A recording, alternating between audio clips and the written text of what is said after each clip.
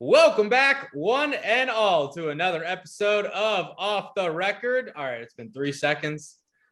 Mamba said before the show, you don't know that I'm going to laugh during the intro, and there he goes. He's going again. It's not my fault. It's funny. It's mine? I don't know what you want from me. What is so funny about my intro? Well, I'm because flattered. I feel like I'm entering Saturday Night Live or something. You know what I mean? Like I feel like it's David Letterman. Live from Washington, D.C., it's Off the Record. But yes, Dylan Mamba Smith is with me as always. We got Toby Christie in the house of TobyChristie.com in the Final Lap Weekly fame. I'm coming for his job, but we'll get to that later. We'll explain. And we have the lovely, the wonderful, the incomparable Heather DeBeaux, who I feel like is so underappreciated in motorsports in this industry. So I am so happy to have Heather with me, Toby and Mamba. So much to talk about, so little time to do it. Let's get this out the way first. We are currently recording on Sunday night after the Cup race was supposed to happen. Mother Nature said, not so fast, my friend.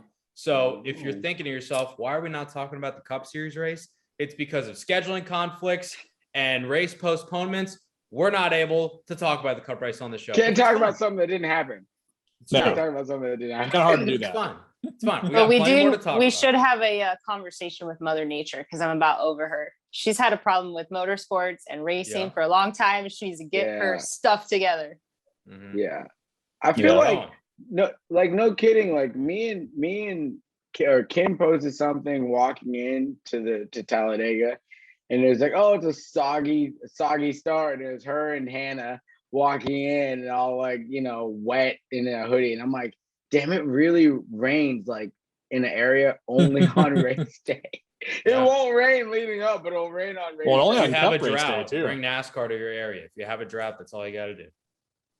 Good thing we're going to California in a few months. Yeah. We're like, oh, finally, yes. Toby, I feel like we've gotten kind of lucky. NASCAR and rain. Like, the playoffs, they haven't been super weather impacted. The lead up to the playoffs, wasn't awful. I mean, yes, rain at the racetrack sucks, and it's going to happen. But I feel like by and large, in the last few months, especially the summer stretch, we've gotten kind of lucky. Yeah, in the spring, we weren't so lucky, but we've been pretty lucky here lately. So it's almost like our luck finally ran out. But, it's okay. We'll see how long this delay lasts. Now, that's the fun part. Yeah, as you're listening to this, hopefully the delay is over. If you're listening to this and the delay is not over, that is a big problem. Race is probably canceled at that point. A problem. Let's hope not. Fingers Heather, crossed. Let's not put it out there. You were at Talladega though, and you saw some great racing. So how is it being dry at Talladega for a change this weekend? Amazing. Now, I'm not going to lie. There was a moment where the weather was kind of doing weird stuff and the clouds were looking funny. And Jamie Little actually looked at me and she goes, I don't like the way that looks. I go, I don't either, but I'm not even going to acknowledge it. Like, let's just keep it moving. Except for the humidity, it got real muggy and hot quick because it was nice in the morning. I almost was like, okay, it's going to be a cool day. I don't even need a hat. The minute driver intro started, I was regretting it. I'm like, I need a hat. I need to put my hair up. I need sunglasses. Somebody help me. And it's hot. I'm sweating. Where's a towel? Like I go searching the pit boxes for, hey, can I get a paper towel? Or like, you're used to dry heats out there out west. Yes. So humidity is not my friend. No, not at all. I gotta say, I've never worried about my hair ever until I changed my style. And ladies that are watching, my heart goes out to you because I'm worried about it constantly now, and I get it. I'm here for you. I'm there. I actually I don't even remember what crew member it was or what team, but he said, I'm surprised your hair's not in a bun because I was putting it into a ponytail. I go, yeah, well, I went and did that, but I just wasn't comfortable. Like I just couldn't figure out what I wanted to do in that moment. But it was kind of funny that he suggested it. Toby, I feel like we don't have this problem because our hairlines are, our hairlines aren't quite as fortunate for, other people have better luck. Mine's coming back a little bit though. Don't call it a comeback. Well, so what's funny is mine's been like this since, like 8th grade. So. Yours is not bad. Not bad at all. It's solid. It just stays where it's at. So 8th How grade, thought for sure I'd be bald by now. No. Yeah. The only person that I've known to have a comeback on their bald head is LeBron James. Yeah, Or that's Tom all Brady plugs. kind of did that too. Drew Brees Gronk did is it. like going Yeah. away, and it came Joe back Buck. somehow. Anybody that has money can get hair plugs. I'm a broke Joe boy, Buck so I almost got can't. killed by his hair plugs. You wait, Yeah. hold on. What? Yeah, what? He almost got killed He by wrote, his hair. yeah, he My wrote AirPod. he wrote a What? book about it. He had like an allergic reaction or something, or an infection, and almost Weird. died. Yeah. Oh my God. That's crazy. But also, Yeah. you said people with money. I could swear I just saw a picture of Elon Musk when his hairline Of was. course. I just seen this, and Yeah. that hit the nail on the head right there. Or you can be Kevin Durant and not fix your stuff and just let it be what it is. Because Kevin Yeah. looks like, I mean, Well, you're he not just- fooling anybody. We all know. We've seen where it was and where it's going to be. So it's, Just go with it. I feel like one morning, like I'm gonna turn on First Take and Stephen A. Smith's gonna have a full head of hair again, and it's gonna be nonchalant, like nothing ever changed. It's like, bruh. like Brian wait, Urlacher right now. Yeah. plot twist. He never had a full head of hair. Stephen A. has always Yeah. been exactly where he is. Came out the womb half bald. That's what happens. Or what Oh, about most of us do. what about with bless his heart, because I absolutely love this person, but John Roberts, Speed Channel days. Oh yeah. You remember when he would be like Yeah. nice, luscious, brunette, and then Yeah. he'd get the salt and pepper. Then he go back. But then I loved when he just let it roll, because then we called him also the Silver Fox because we just loved it. That The was our, silver like, fox little of Speed TV. Yes. Yeah. yes. I think that's a compliment. I'm yeah. considering. I got a lot of like gray little hairs out of my beard, and I'm considering just dyeing it gray. I think it'll look better that way. Might as well. Come on, You could talking try about it. gray. Look, I got some up in there, and Yeah, this is look at- all look, starting to go. Toby- It's happening, man. It's happening. Just say it's sunscreen stuck in there that you didn't quite Yeah. rub in. Yeah. it's I've not. never worn sunscreen a day in my life. Never happened. Real quick on beards, and then we'll actually try to move on. So my beard's been super flaky, and I've been using beard oil, beard balm, like conditioner, shampoo, all this stuff. All I had to do was get a beard brush. So I just like brush my beard. It gets out all the dead skin. And then I apply the oil / balm. And then I use the shampoo / conditioner in the shower. But all I needed was that brush. Yeah. What doesn't that make sense? Like, how would the beard bond or oil get to your skin if the dead skin wasn't off already because it's laying on the Yeah. I didn't think It's that all about far. exfoliating. I was just like picking at it, and I was just like, why is it so flaky? Like fix And he it, was just- oil, just balm, hoping that- shampoo. Yeah. Just But- hoping all those things would help reattach all the loose stuff. It's gonna bond the stuff that's already gone, like bare bond. It's like it'll slap it together. Broken race car. Bare Hey, there's bond. an idea. Same with Davey's face. Put You it can on call my- it beard bond. All Just right. saying. Davey, it's Put all that on a yours. Your idea. t-shirt. Yeah. You can get some royalties, Heather. Okay. Just a few. Okay. We're in the same fan. We're a fam. It's all Is there good. anything that ever shows like how men know nothing about these kind of things more than what Davey was just talking about? Yeah, We're always just facts. clueless. We just, I know I can figure it out. I'll just slap some stuff on there. We're all good. Yeah. Yeah. Well, I figured it Duct out tape now with fixes the help of everything. some people that actually have good facial hair. So it pays to know people. There you go. The Yeah. more you know. The more you know. All right, let's get to know Heather, because we know Toby, we know Mamba, you probably know me. You don't know me. Go ahead, the floor is yours. No, I'm just kidding. Feisty. I'm playing. I'm playing. Go You know ahead. me. Go ahead. No, that's it. No. It's Heather's time. It's You Heather's sure? time. Oh, okay. Yeah, way to hog the Yeah, I'm spotlight, I'm sorry. Mamba. Oh, I'm no, sorry. it's all, All right, good. Heather, this is what I want to know. Tell the people how you got started in racing, what you've done in racing, what you're doing currently, because all three of those things take some twists, some turns, some peaks, some valleys. But what you're doing right now ties into what we'll talk about here in a little bit in the truck series with Fox Sports. You have done a lot in a short amount of time, and I think you need to be appreciated for it, because we know what you do and what you've done, but the listeners may not be fully informed. Thank you. Well, I'll start with my motto. If you give me a shirt, I'll work. Because I have every logo polo imaginable for like networks or tracks involved in Can racing. confirm. So all the NBC, Fox, MRN, PRN, Las Vegas Motor Speedway, Charlotte, Phoenix, all the things. And then multiple series, Global Rallycross, Flat Track, ARCA, K&N West, all the things. So ARCA West, all the things. Anyway, so to start from the beginning, my dad used to race dirt modified. So I always kind of had a passion for racing because I was his little pit crew. Me and my sister would go with him to the racetrack Friday and Saturday nights. We'd be setting up the car in the garage, which I hated. That was the least part of I did not like it because here in Arizona, it's 100 degrees outside in the summer. And you're out there like measuring toe and your dad's sitting in the car and it's on scales. And you're just like, can we be done? Not my favorite thing, but going to the track was awesome. Manzanita Speedway, if you've heard of it, that was our home track. So that's kind of how I got into racing and my passion for it. And then in 2008, I want to say, I was on MySpace. Y'all remember MySpace? Whoa. Great story. Yes. So Throwback. there was an ad. It said, join in on the action. Speed Road Tour Team, NASCAR. And I said, ooh, what's that? Read about it.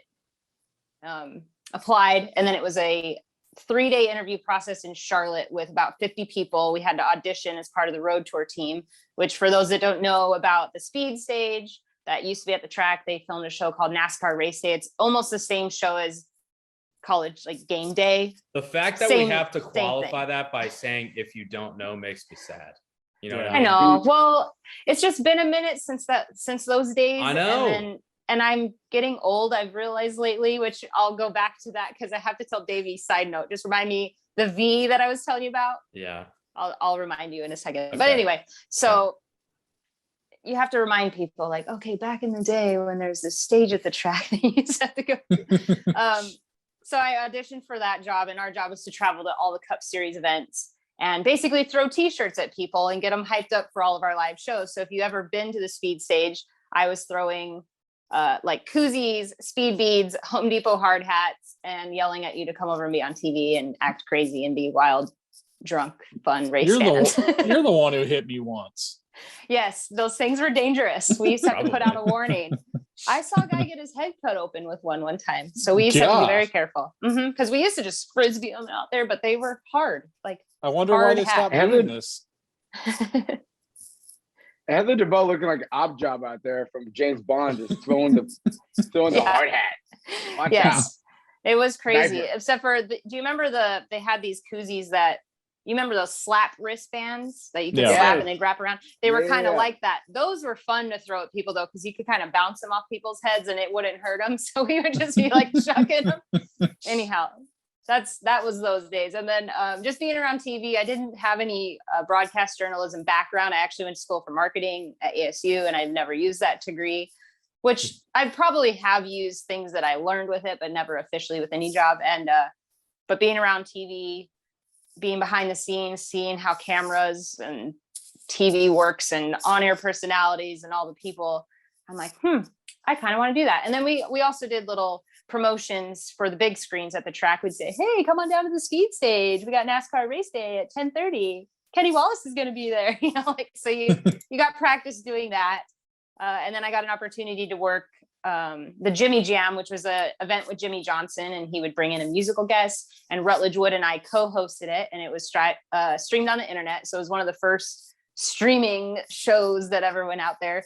And Jimmy Johnson was my first ever on-camera interview. So that's kind of where my interviewing started. And then I worked my way into doing pit reporting. So the first one was with K&N West Series in 2014, and then just slowly moved my way up and have done all the series that I mentioned previously. So that's the pit reporting stuff. And then what I'm currently doing now is I'm a pit spotter, which is an assistant to the pit reporters. Basically, you're like a second set of eyes and ears, if you will. So my job is to scan the driver and team communication on the radios and write notes and then show them to whoever I'm working with. Jamie Little is my primary pit reporter that I work with, but I've also worked with Jamie Howe this season. And I worked with Regan Smith before. So that's what I do now. And so we listen to the broadcast, help them call all the shots. So sometimes when they're talking about what's happening, I may or may not have given that information to Jamie. So I feel extra special because I'm like kind of like the behind the scenes pit reporter, but you just don't see me talking. So that's cool. Kind of long story short with a lot of weird stuff thrown in the middle. And Heather is also a very weird girl. So if you think that's weird, just get to know her and you don't even know what you're in for. That's why we love you. Thanks, Davey, which I think maybe I should go back to what I was talking about with the V, because I don't want people to be weirded out. But this is how I know I'm getting old. You know how everybody Mamba, relax. It's all right. Hold Mamba, on. relax. It's not anything weird. That's why I want to just clear the air right now before people are like, what is she talking about? The word very, it's 4 letters. Do we really need to be abbreviating it to 1? I'm V excited. I'm V chill. This is so V. I'm like, I don't get it. This is so V. You have never sounded older in your entire life. That's what I'm saying. Than you just said. I know, This is so V. No one says, quote, this is so V. You realize that would literally translate to, doesn't make sense. This is so very. That doesn't make sense. That's what it reads to me when I see people using it. It just kind of drives me nuts. But don't stop using it. Please continue. Just for me, I don't get it. And that's how I know I'm getting old, because I don't understand. So before the show, before we got here, you gave me an acronym as well. I still don't know what it means, and you laughed at me. HYFR. Mamba, you know what that means, right? What is that? HYFR. FR. Yeah. Oh, that's a vibe. I'm lost, dude. Have the show. Hey, but I'm too late, apparently. Because it's our show, I'm gonna say it means hell yeah, effing right. Let's go. Thank you very much. That means Shout my out wife to Drake. won the bet. Little Wayne. My wife won the bet. It was Lil Wayne. Why did I think it was Drake? Yeah. Well, same family. That's why. Right. Because Drake, they're both on that song, I think, together. So. What song was it? It's literally those acronyms. Like that's the song. That's the song. That's right. All right. This show is V off the rails. So I'm gonna bring it back and let's try to talk about Talladega a little bit. Sorry, everybody. We wanted to introduce Miss Heather because she honestly, like, I met Heather so long ago, and there's a lot of people in the sport that don't get their roses and have been grinding and doing this show. Take a shot. Mamba said grinder. Grinders and people that keep grinding to make their way. So we just want to make sure that everyone understands that you need to pay attention to what she has to offer, because it's new and different and real, and we appreciate her as we do Toby Christie. So Davey, take us on, bud. Thank you. No doubt. And also selfless plug, check out Victory Lane, the archives. Heather and I did a 2-part interview like over a year ago, talking about her whole career and everything that spanned in between, how I like photobombed her and her live shots, how she always brought Outback Steakhouse to the K&N hauler because she was training for her competitions. So many fun stories, how I helped write her opens, and I always threw it to her with, thanks, Dave. Back to you, Dave. And it's just fun stories. We could talk forever. I know we can, and I want to. But let's talk Dega. Toby, I'll start with you, considering that your first letter of your first name coincides with the winner of the Truck Series race. Who the hell saw Tate Fogleman winning the damn race? No, you did not, Mamba. Put your hand down. No, I didn't. No shot. I honestly, like, yes, you go to Talladega, anybody has a shot. But I bet you Tate Fogleman will probably tell you that a lot of things would have needed to go his way to have a chance, but that's exactly what happened. And when the opportunity presented itself, he seized it, spun John Hunter out the way, and Tate Fogleman, Young's Motorsports, again at Talladega, Toby Christie, they are winners. How about that?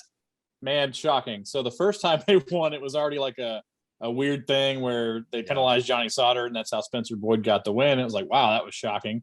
This is even more shocking because he wrecks John Hunter Nemechek going to the start finish line, and then wrecks himself right after the start finish line. I mean, that's a way to do it, I guess. It was just shocking. So when you look at the history of NASCAR, it felt like Tate Fogleman would be a name that someday you'd tell people that was a driver and they go, yeah, right. And now he's a winner. So that's really, really incredible. And it's cool to see guys at Talladega in that situation. These guys that don't have a shot from week to week, they get put in that position and they do whatever it takes to get over the start finish line first. And he did everything he needed to do. You could even kind of question some of the moves and say they were a little too extreme, I think, but got it done. And all that matters is he's the winner of the race. Mamba, I know that you know Young's Motorsports a little bit better than all of us here on this call. A win for Tyler Young. It's not the first time it's happened, like Toby mentioned, at Talladega. It was so short of a time ago that they won at Talladega that it was still in my memory. Like a lot of people, when a smaller team wins, their mind immediately goes to, oh, have they ever won a race before? How long has it been? For me and a lot of other people, it was like, didn't they just do this? Did they run it back really again? But it's always good to see a smaller team in victory lane. Yeah, I mean, we're here for the grinders. We're here for the little guys, right? Shot. We're here for people. I love it.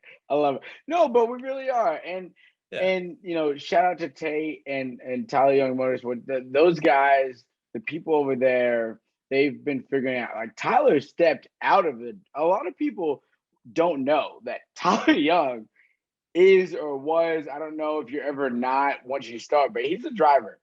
He started that company started because he was driving, not because he wanted to be an owner. And it was just a different time, right? It was just a different time. And I think if Tyler Young would have started now, he'd have a better shot. But he has built something that is competitive. He built something for the second tier racer, and you gotta tip your hat to that. Like, yeah, they're not the KBMs of the world, right? They're not the Thor Sports, but they're that next tier, and they give you an opportunity to show your talent. And if you pick your moments like Tate did, or like Spencer Boyd has, or other guys that we don't remember because they picked their moment and it was shiny, and then they've gone on and have disappeared again. But hopefully that's not the case for Tate. I hope that he has a long-standing career.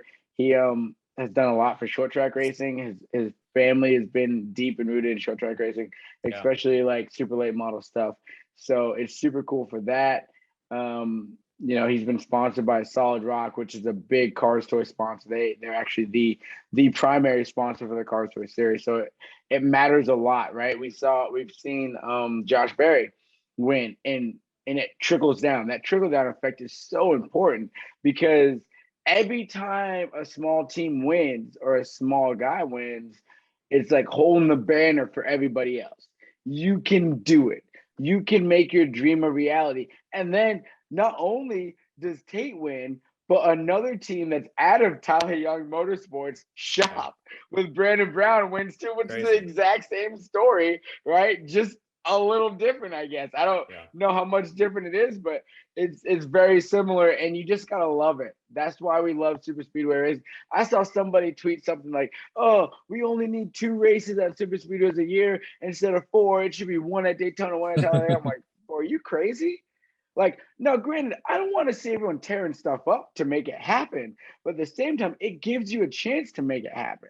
Yeah. Not everywhere will do that for you, right? Like Tate Fogleman, road course ringer, no. A speedway specialist, maybe. Could be. Heather, I'm going to throw it to you with a little bit of a different angle for this topic here, because as you mentioned, right, you're pit spotting for Jamie. You're kind of a second set of eyes and ears. I believe you had Jamie Little and Jamie House, so she wasn't the only pit reporter. But at that point, right, a ton of trucks have already been wadded up and they're out. It's overtime, I think, right? Yeah, it was overtime. Yep. Chase Purdy spun. Yep. Yeah. Overtime.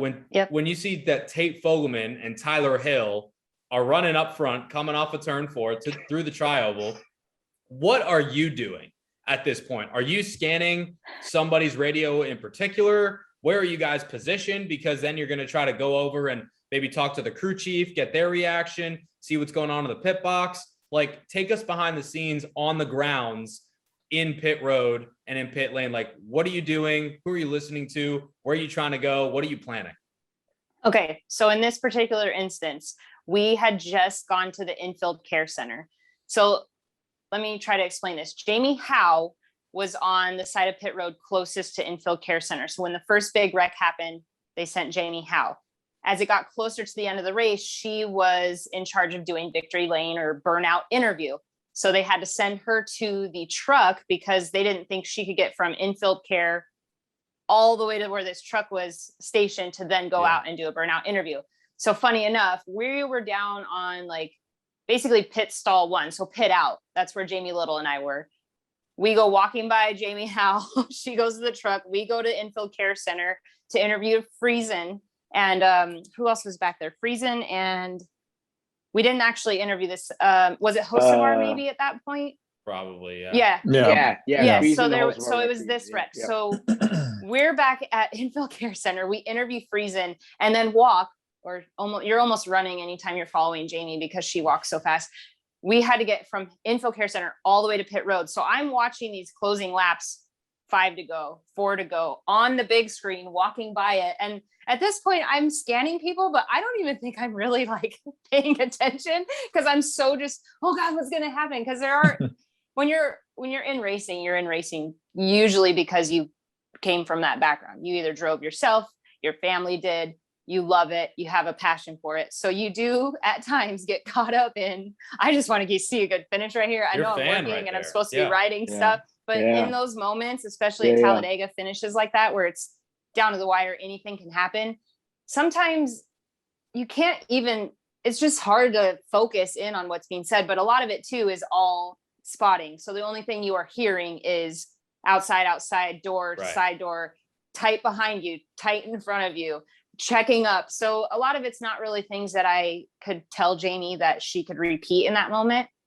And even if there was something significant that somebody said, you wouldn't have time to fill it in because everything's happening so fast. You're not adding in the last 3 laps, right? So to add to your point, I don't even know who I was listening to. I think I did at one point. We had Todd Gilliland, I know that. So I think at one point I switched to him because I thought he had a good shot at it. I thought Todd was in a good spot.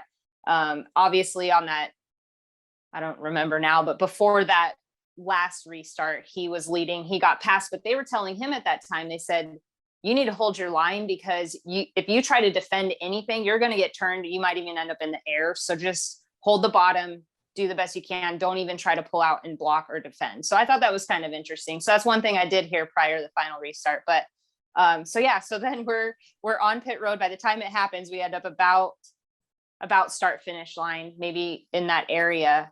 The trucks go sliding past us and everybody's just like, what just happened? Who just won? Like, because it's hard to see unless thank goodness we have our monitors, which they call a jerk cam. I'm not really sure why they call it that, but it's basically a monitor on a stick that a guy carries around so Jamie can see what's happening. And then you also can hit a button and then it'll give you stats for the race. So it'll say which driver, where he pitted, what was the last lap he pitted, how many laps this person led. That's cool. Yeah, it's a lot of statistics that you wonder, like when Jamie calls a pit, they just came in last lap. They came in was lap 60 and they took 4 times. A lot of times she's literally reading it off a screen, or they sometimes have it written down. Bad. I had no idea. There's so many things that behind the scenes that are available to you that people don't really realize. Anyhow, so she's drastically that's not the word, frantically writing notes at the same time because she's gonna have to do 2 through 5 because Jamie Howe's going to get winner. So she's why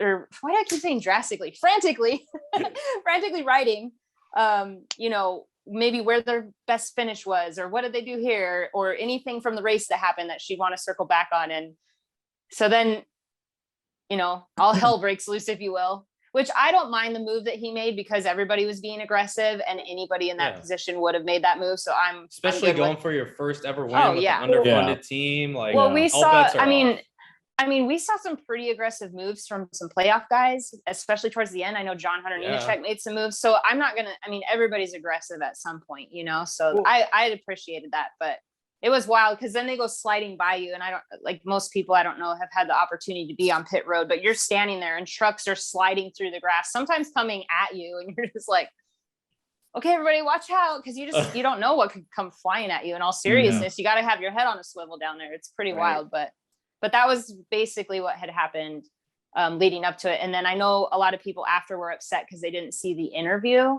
So I don't know if we're going to talk about that, but I could tell you now why that would have happened, or we can wait. But it's just there's a lot. You were working for the network, so none of the three of us know why it didn't, and I know people want to know. So I have an idea, but I want to hear it from you. Yeah. So believe me, I'm just as bummed as everybody else because I wanted to see that interview. I wanted it to make air. It's somebody's very first win in an awesome fashion. They have every right to be getting that national recognition in that moment.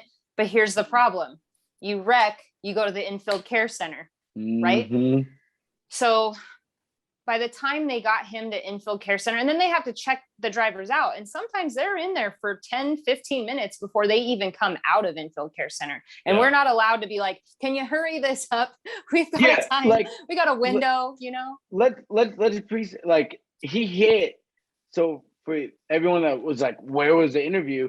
He hit driver's side flush. Yeah. Flush going 100 and probably at that point, Toby, I'm guessing it's 160 at that point. Yeah. At the shallow wall, not the deeper wall, right? So he just got turned. He turned the 4 and he just got turned himself. So then right when you start getting it straight, he's not prepared necessarily for impact as a driver. Like you're like, okay, I think I kind of got control again. And then bam, and they're in a full containment seat. The only thing that is moving around is their noggin. So like that's literally what is most important at this point when you go to the infield care center. And real quick, there's also a difference when you go to the infield care center, as you guys know, of being checked and released and being evaluated and released. Yeah. So it depends on if like if you're evaluated, that means that you are being evaluated. If you're checked, it's just like, you're good, cool. How many fingers I got up? 5, cool, you're good to go. You know what I mean? Not actually, but there's a difference with that. So Heather, to your point, and I was working the MRN broadcast for SiriusXM NASCAR radio. They stayed on an extra like 20, 25 minutes to wait to hear from Tate Fogleman, the winner. But television, you can't just afford to stay on for 20 to 25 minutes. Moreover, 2.5 minutes. So it makes especially sense why you guys had to go. Yeah, and especially with college football up against it right after. It's on Saturday. Yeah. Contracts, money, we get it. Yeah, which it's unfortunate. And I don't know what goes, like you guys mentioned a couple of things that go into that decision, like the college football and everything. I don't know exactly what goes into that decision. I don't hear that conversation as part of the broadcast when producers are talking and figuring it out. They're kind of waiting as well to get the notification from the higher ups and executives that make those calls on whether we're going to switch to another network or we're going to extend the window or we're not. And to be honest with you, in that moment, me and Jamie Little, we're hunting down 2 through 5. So I didn't even know where Tate was. I don't know what happened because at that point we're moving on to the next thing. But he was in there for at least 15 minutes, I believe is what Bob Pockris might have said. But when he came out though, Jamie Howe definitely did get that interview in Victory Lane. Unfortunately, he had to live on social, which is just such a bummer. But it was really neat at the end. But then, then we've got, Matt Crafton and John Hunter Nemechek. And I had two. Smack that ass, boy. I had 2 utilities with me, and utilities are the guys that are carrying the boom microphones and that monitor, the jerk cam, that had never worked a race. So I'm trying to keep them also like, hey, get over there, get this ready, stay with her. No, we need you to run now because we're going to go interview this guy. So I remember telling them, keep an eye on these 2.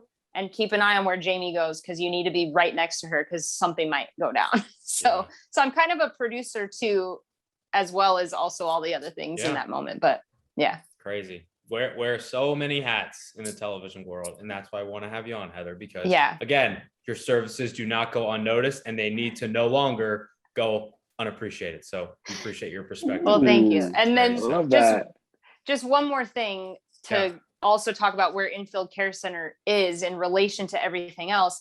I mean, Talladega, think about how big Talladega is, right? So 2 point however many miles. 6'6". 6'6". The Infield Care Center is probably a mile from pit out where we were interviewing 2 through 5. So it's not like they could have sent like there was just no way to logistically get anybody else anywhere quicker to potentially get that interview faster. So believe me, we would have tried because Jamie Little, especially, if she can get in the mix and get a story and get to something, she's going to be there. So, but I want to, before we move on, I want to back that up, like just talking about the track.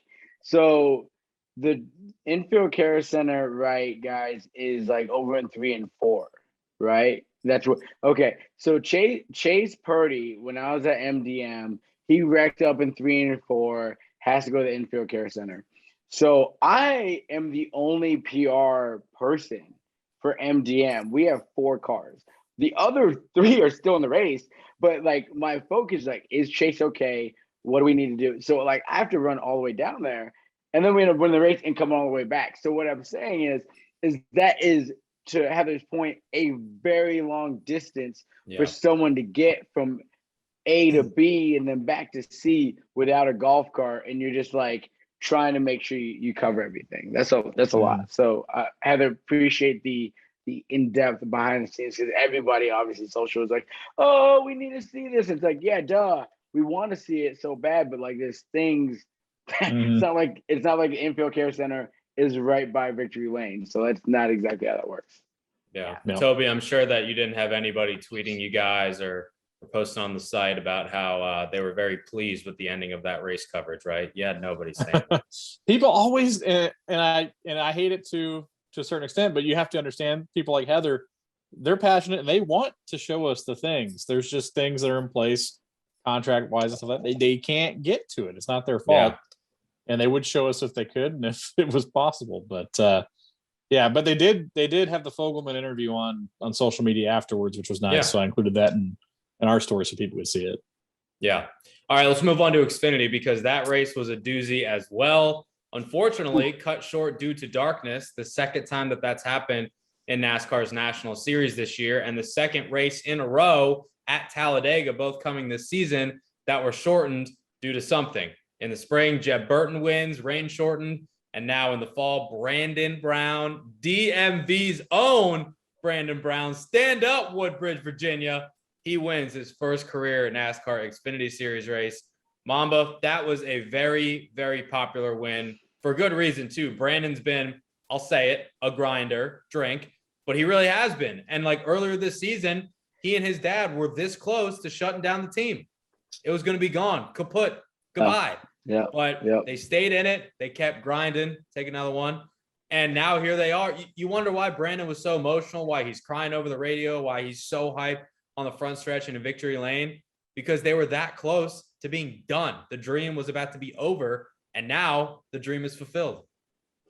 Yeah, shout out to Mac McLeod over there too, does all the PR and helps bring his marketing. Yeah, Mac is a kid from he's a grinder. Drink another one from Canada, you know what I mean? And came over, works over at Front Row, and works for Brandon, their buddies, and helps them out with the marketing. And so, hats off to that whole deal. But that is exactly why the super speedways and the road courses are so important. Like, that's why. I think everybody on the show understands why it's so important. You don't get it's hard to get the feel good wins and the things in the sport on a mile and a half, right? Because we run so many of them, and you got to be dialed in on those. There's not little things that can happen. These little teams, I'm telling you guys, they put all their eggs in the super speedway basket or the road course basket. If you're a team like JD and you get like a Ryan Eversley to come in, you're like, well, damn, we might mess around here and get a top 10. And once you're running or in the top 10, you never know what's going to happen. Because that money goes such a long way for those teams. Oh my God. Or you're like a Colleague, right? Colleague literally started off of being like a super speedway specialist with the Cup Series, and then they win a Cup race. Oh, by the way, on road course with AJ Allmendinger. Like this is why both of those things are so important. And I love it. And I love the emotion. I love the realness. And I know everybody on this show loves it. And everyone who's watching loves it. It's pure joy for the sport and what we do and what we love. And you don't get it every week. And it's hard to get it every week because we're not short track racing on Sundays and Saturdays, guys. Like, we're just not. Like, everyone's like, oh, like, we need to go here. We need to go there. We need more racing like this. But it's a professional business. It's hard. It's hard for little guys to win. So when they do win, we just need to really appreciate it and love it. First wins, little wins, those wins are the best wins. They definitely are. Oh, and so the thing I think everybody's kind of looking over with Brandon Brown's win, by the way, Mamba, is it almost couldn't have happened because on the very first caution of the day on lap 24, he's running 4 wide there with Mayer and Allmendinger. He kind of caused that actually. He's the one who actually triggered things. So, I mean, very easily that could have been the end of his possibility of a win. But luckily he was able to keep his car pretty clean and got to the end. But that could have been pretty bad for him. That could have been history changing for him and his team. Yeah, it could have been. Toby, I think it's also worth pointing out too, to Mamba's point, and Heather, you can jump in after Toby as well. Like, the reason that wins like this are so special for a Tate Fogleman, for Brandon Brown, are because they don't happen that often. If they happened every single week, then they wouldn't be special. You know what I mean? So that's why these wins on Talladegas and Daytonas and road courses every now and then, before there was 20,000 of them on the schedule, that's why they're so special and they hold so much meaning, because they don't happen all the time. They shouldn't happen all the time, which makes when they do happen such a big deal. Yeah. Yeah. And just because everybody can win, like you said, they don't always win. You still have the Dale Juniors and all the restrictor plate aces that usually go to the top. But we've had some weird stuff happen this weekend. Whole bunches of trucks and cars have been wiped out. And at the end of it, you never know who's left to kind of pick up the ball and run with it. And for Brandon Brown and Tate Fogleman, it was really cool to see. Yeah.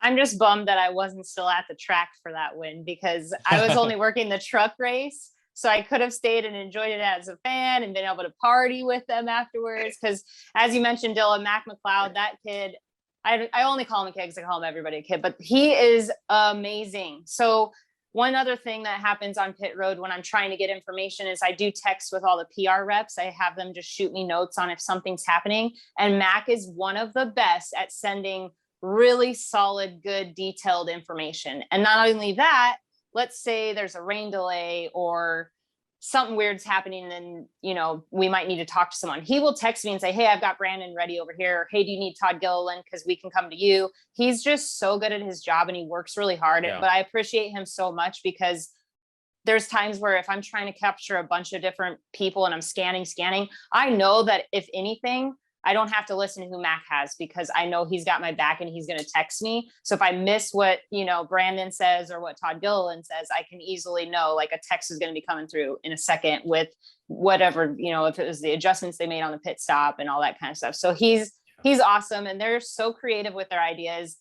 Brandon is such a nice guy, great personality. He's hysterical. He cracks me up. Just, I don't know. They're just a joy to be around. Like, whenever I'm around them, you just want to smile. They put you in a good mood. Like, they always have a smile on their face, which is very far and few between, I feel like, especially for somebody who's in that position, being a smaller team or a family ran team. Josh Williams is the same way. Exactly. Oh, exactly. Yeah. Oh, yeah. Oh, yeah. Yeah. And their ideas this year have just been unbelievable. I mean, in Darlington, when he basically asked a random UPS driver if he could borrow his truck so they could do some content before they came down to Darlington. And he had, you know, his fire suit that looked like a UPS guy, and then he got a UPS shirt, and he had the box and the hat. Like, he looked like a delivery guy. And that was for the throwback weekend, I believe. And so it was just awesome. And we made sure, because another reason is Mac made sure to make sure that I knew the story, to make sure whoever I was with, which was Jamie Little, I believe,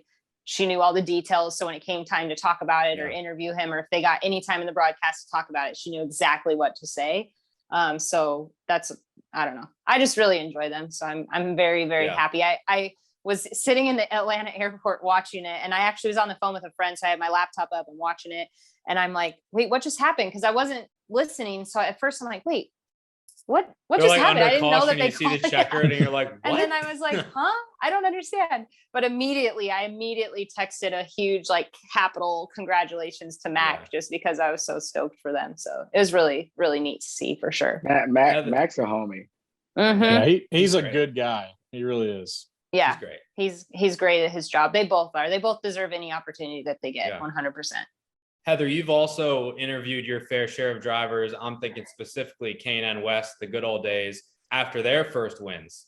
And there were 2 first-time winners this past weekend. So as somebody who has been in victory lane, has interviewed the driver and been the first human being to speak to them face-to-face after they just probably accomplished the biggest moment of their lives professionally, whether they're 15 years old or whether they're 45 years old, what is that moment like to talk to somebody at their highest of highs? I just feel honored to be a part of the moment, to be honest with you, because I know I'll never experience that. I'm not a race car driver, but that's the closest I can get to feeling what it might feel like to win your first win in any national series or any series. Like, even if it was just a random, like, Saturday night short track at the dirt races somewhere, like, there's just nothing like it. It's pure joy. It's like happiness. You can feel the energy. It almost there's times where it almost overcomes you. Like, especially, I hate this when this happens. If they start crying, I'm like, I'm not gonna cry.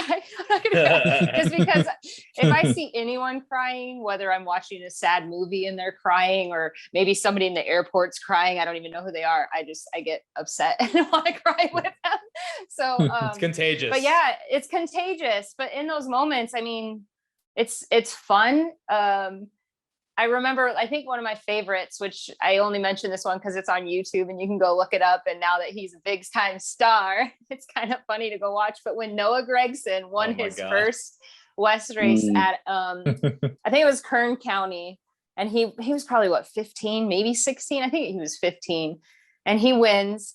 Oh no, it was his first podium. I think he got third, actually. I don't think it was a win, but it was his first on-camera interview. And I remember he was like deer in the headlights like this. I want to thank my mom and dad and everybody. And I just, and it was so awkward. And mind you, by the way, Jeff Gluck wrote a story on Noah, and he mentioned that interview in that story on The Athletic. Yes. I love that. That was a good story too. Yes. Yeah. So that was me. I claim that interview forever because so good. It's just so good. And I remember because this was a tape delayed event, so it wasn't live. I did think through my head at one point, okay, do I like redo this right now? This is really awkward. Like, I don't know if this is good. Like, this is bad. Like, what do we do? And then I just said, you know what? No, I'm rolling with it. And I left it because it was exactly what he was feeling. And in the moment, it was real. Exactly. Yeah. It was real. And Noah will probably get mad at me for bringing it up, but he knows what he can get me back with, which we're not going to talk about. And we'll just leave it at that. he understands, though. He knows it's a meme now. It's so cool, though, to see how much he's grown, too. Like, because some of those first-time wins come early on in your career, and they're a little bit different. Like, Brandon Brown, obviously, has been around for a little while, but it still means a lot. But even when it's early on, it's just, you look at that and go, man, look at where Noah's at today. That's so wild. And there's so many other stories. I mean, Todd Gill and Noah, I can name them on and on because they feel like they're just younger brothers to me at this point. But yeah, being the part of a first-time winner interview there's nothing like it. It's an honor. Well, like, back in my heyday, sometime between the age of 5 and 14, when I used to win races and feel good about my career where I was going. It's been a minute for a dub, but as far as being a driver, but being on the team, even winning isn't the only thing, but it is everything. Like, winning fixes everything. You can have a terrible career to what you think it is, a terrible season, just like not knowing what is up and what is going on. If you win, everything is okay. Yeah. And it might be okay for years. Jeremy Clements. You think that what you think? Tell me winning for Jeremy Clements. That race was at Road America. Road America, right? Yeah. Tell me that win didn't solidify everything that they have done before and after since then. You can't. Because if they don't win that race, they don't keep doing what they're doing. And they've had high moments and low moments since then. But they're winners. They're like, we know how to win. We know what we got to do. We know where to take our shots. So winning is so important. And I am going to do what I normally do, which is take a short break. And Davey, you handle everything. You going pee-pee? Yeah. Don't worry about me. You might want to take out your headphones because they are also a microphone, just so you know. Yeah, we're gonna hear that. Yeah. You know what? That's such a great point that I'm gonna Don't want to hear the splashing. No, we don't. I mean, it's always a hot mic, right? That's one thing you always need to know is that your mic is always hot. Hey, Hannah Newhouse was on the show last week. She learned that the hard way. Hey, there you go. That is an iconic moment, by the way. It is. Fun fact about that moment, I was standing right next to her when that happened. That's awesome. And I didn't hear her say it because we're at Bristol and it's loud, even though it's under yellow. And she looks at me and she goes, I think I just lost my job. I'm like, what are you talking about? And Jose Castillo, who's also always the spiciest man alive, he comes over, he's like, that was so funny, that was amazing. And Hannah is traumatized. She's freaking out. She's like, I just ruined my entire career. Oh my God. And obviously she's on to bigger and better things, but that was so funny when that happened. Oh my God. That was. I remember talking to her the next day. Sorry. I was just saying okay. the next day in the media center, she was still like, oh my God, Heather, you will not believe what happened. Because I wasn't actually at the track. I just saw it. But I mean, hey, it's worked out. It's all good. Yeah. I wanted to touch on, you talked about, Heather, how Noah Gragson, how it's amazing how much he's grown. I want to say it's amazing how much he's grown just this year alone, because when the thing happened at Texas earlier in the year and the David Starr incident happened, he was obsessed with that for weeks and kept that beef going. Well, here this week at Talladega, he's leading late in this race, gets a car hooked into his right rear quarter panel, goes straight up into the wall head on. It was a right scary from the wreck lead. too. Like, Very scary.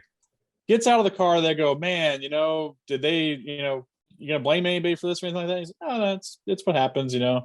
And he's wearing Talladega beads. Like, yeah. But just the fact that he didn't call anybody out and was told, he rolled with it, shows a lot about the growth of Noah Gragson just this year alone.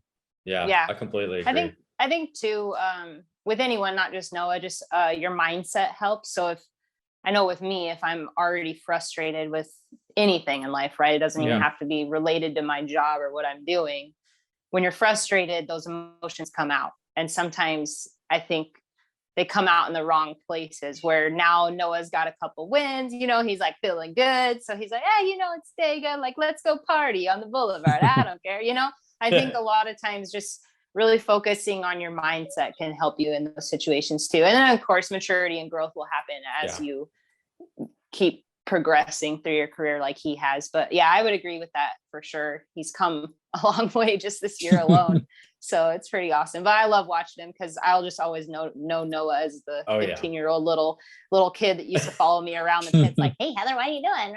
Like him and some of those guys, they were fun. It was hilarious. Because of course those races too, there's not a lot of people there and we've got like 8 hours to kill before the race actually starts. Heather, me, you, and Derek Krause were the Three Stooges for like 2 years straight. Yes, exactly. So fun. Before we go any further, Mamba, how'd you do? Well, good, baby. I still don't think my camera's 100% where it needs to be. Bro, you're fine. So relax. But you hit the target. You're all good. Okay, because it keeps doing this lean thing. Like, I see it, but it's really not a big deal. We're almost. It's okay. We'll just blame it on the tequila. Next time, just piss yourself. It's fine. It's in honor of the banking at Talladega that your camera's all. 33 degree tilt. 33. Wait, time out. Did anybody see Alejandro run up? Commitment to the bit. Listen, rip to my dude, because honestly, if my shoe comes off like that, I'm saying F it and I'm rolling back down the hill, calling the cameraman down. We're doing You're having a funeral for the shoe. Like, we're done. We're done with this bit. We're doing one hit. I'm not doing this stuff again. Yeah. Well, to close out the show, guys, it's kind of ironic because, again, as we're recording, we haven't seen Talladega yet for the Cup race. Well, let's talk about the Roval, because we obviously know what's going to happen there. We know what the points look like, right?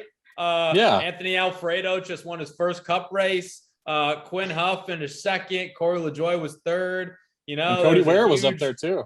Yeah, Cody Ware was there. I think James Davison was up there for Carl Long as well. Crazy almost day. Scored one for Australia. Talladega. And, actually, the race finished on Thursday, which is crazy, right? It's crazy. No, we don't know what happened. But let's talk about the Roval real quick, because it has been one of the best, craziest, unpredictable races since its inception a few years back. Last lap passes, last lap contact, turtles gone wild, everything in between, whatever you can imagine. It's been crazy. Mamba, are you going to be there? I feel like you have to be. Your boy. Well, so I was supposed to be in Talladega. Obviously, I'm home, so I'm not. I didn't get there, but it's fine. I will be in Charlotte. We got some hits to do. Gonna be fun. I'm excited. Toby, good to see you back. Not unfrozen. Oh, maybe he's gone again. Now his camera's in a different. He's flipping it back. There he is. There we go. Toby's back. All right, you're muted, by the way, just in case you didn't know. But no, I'm gonna be there. I'm gonna be there. It's gonna be fun. There he is. The Roval is a nut job, bro. Like, obviously, RB won the first one, but the first one was won because Jimmy Johnson did a very unlike Jimmy Johnson thing and wreck the 30 or 78, like sliding through. Now he was trying to get his and that was when Larson win. like rode the wall to get in by 1 point. So like, yeah, we got a lot of weird things that could happen. And I'm excited. I haven't seen a race in Charlotte for a while. I'm ecstatic to see the fans have a good time, because now I'm in a different space to where it's like, let's have a really good time and like promote a good time versus me just personally having a good time out in the garage and in the parking lot. So I'm stoked. So it's gonna be great. It's gonna be fun. Heather, how about you? What are you thinking about the Roval this weekend? Calamity gonna ensue per usual? Probably. I mean, come on. Like, I'm hoping we see just as much excitement and action as the last one. That's all I could say. I think it's going to be a great race. I think there won't be a letdown. That's for sure. We're going to see a good run. Unfortunately, I won't be there. I will be working the West race at Roseville at All American Speedway. There you go. But if you guys want to go to another race while you're there at the dirt track, American Flat Track is running on Friday. So, I mean, you can kind of see up here, I have some pictures. That's what my boyfriend, Brandon Bergen, does. He's a mechanic crew chief for Colby Carlisle and Team Essenson Racing. Number one in my heart. Yes. It's their season Number finale. 4 in your programs, though. There you go. There you go. Yeah. Well, true. But anyhow, I'm just kidding. But they do have some good championship battles right now for their series, and it's the final one. And I mean, if you haven't been to a flat track race, you should check it out. And if you like dirt racing, it's kind of like a mix of motorcycles with dirt, kind of like sprint cars ish, and it's enjoyable. So you might as well go check that out if you guys are around. It is wild. I've never been to a flat track event. I didn't know what it was until I met Heather, but it is on my bucket list. I definitely want to go see one. Toby, have you ever been to a flat track race? I assume not. I have not. Actually, the owner of a company I used to work for used to actually compete in American Flat Track. So that's pretty who was cool. that? His name is Ed Wadley. It's a long time ago. Okay, long time ago. But yeah. Heather's like, I have no idea who that is. Yeah, she was long time ago. Well, I just didn't know, because sometimes there are some guys out there that are up in age that are still racing, but no, he's in his late 70s, so it would have been a while ago. Can we real quick give a big shout out to the homie, Mr. Toby Christie. He is moving. You just stole my closing line. To Charlotte, North Carolina. Yes. Toby Christie is on the move, making the dream happen. We're doing one for the grinders, and that's fantastic. Toby Christie is a grinder. Congratulations, my friend. Hey, never stops. You guys are all grinders too. That's why we're all on the show, and that's why we're talking about nothing but grinders. Yes, that's okay. Dylan, Mamba's on the show. We've all got to be drunk by the end of it, so that's all good.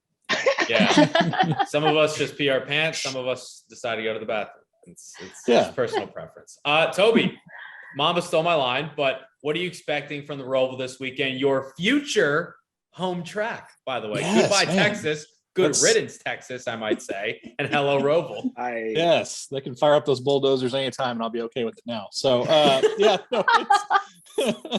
I'm very excited about this weekend. It's going to be an I guess this weekend now, but it'll be an elimination race. There's going to be so much on the line, and as we've seen in these elimination, situations, people will do crazy things to try to make it to the next round. And I think we're going to see a pretty good race. And this is a track that.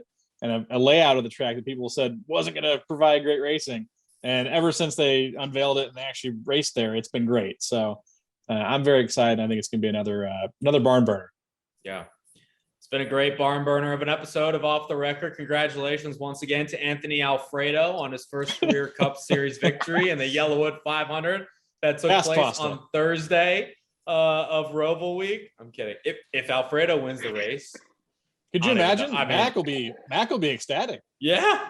Well, Mac will have 2 dubs this week. Got to buy a lottery ticket myself if he wins. I mean, my God. Yeah. It'd be nuts. You better put 38 and 68 on it. It better have that's all you gotta say. I'm telling you, man. I'm telling you. But it's been another great episode, a barn burner, one might say. Toby Christie, Mamba, Heather DeBeaux. It has been a pleasure as always. And we thank you for listening to this episode of Off the Record, where we collectively went off the record and Mamba went off camera to take care of his business. For Noah Gregson, we'll see you next time.